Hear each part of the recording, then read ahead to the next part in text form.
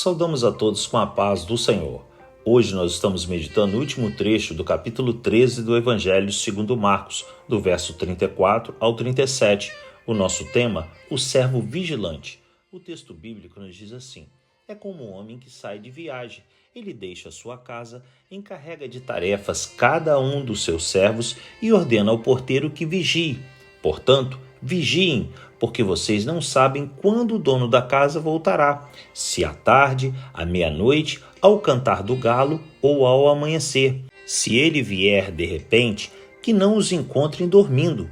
O que lhes digo, digo a todos: vigiem. Meus amados, ainda falando aos discípulos sobre o seu retorno a este mundo, o Senhor comparou a sua volta com uma parábola sobre um homem que sai de sua casa e a deixa sob os cuidados de seus servos, especificando as suas responsabilidades. Como já explicamos antes, parábola é um recurso de instrução muito usado por Cristo, onde ele utilizava a narrativa de um fato comum da época para explicar verdades espirituais ou morais para quem estava o ouvindo. No caso dessa história, o dono da casa representa Jesus.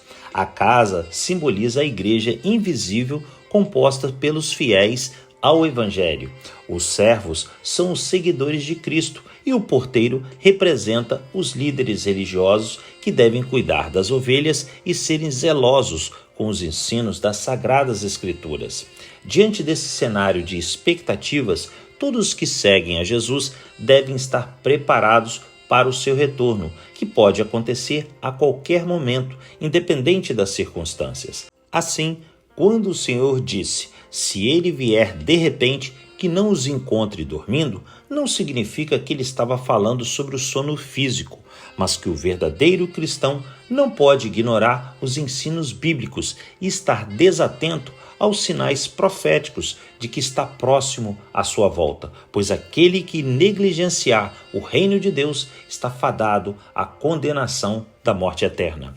E é por essa razão que devemos vigiar, permanecendo atentos às ordenanças divinas e confiantes nas promessas do nosso Redentor, para enfrentarmos os desafios da vida, meus amados, e nos mantermos fiéis ao Evangelho diante das adversidades que surgirem. Oremos ao Senhor. Meu Senhor e Deus, ajuda-nos a sermos fiéis a Ti e vigilantes. Não permita que nos desviemos do Teu caminho, mas que estejamos preparados para a Tua volta. Em nome de Jesus. Amém. Que Deus assim nos abençoe, meus amados, e mais esse dia de meditarmos na Sua palavra.